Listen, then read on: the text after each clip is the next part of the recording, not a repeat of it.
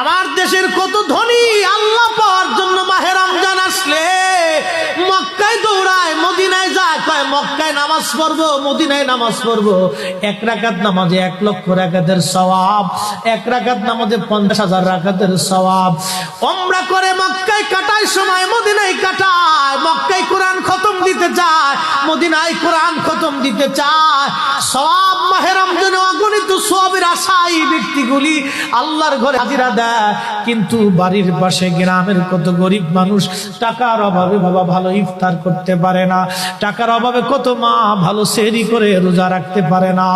এই ধনীরা এই গরিব মানুষের ঘরে খাবার না দিয়ে আল্লাহরে পাওয়ার জন্য মক্কা মদিনায় দৌড়ায়। আল্লাহ ডাক দেখো, বান্দা একবার মরে দেখ, কায়দা মতো জুতা দিয়ে পিটামো, আমার বান্দারা না খায় ইফতার করবে, আর তুই আল্লাহ পাওয়ার জন্য মক্কায় আইছো, এমন আল্লাহ আমি ধরা দেব না।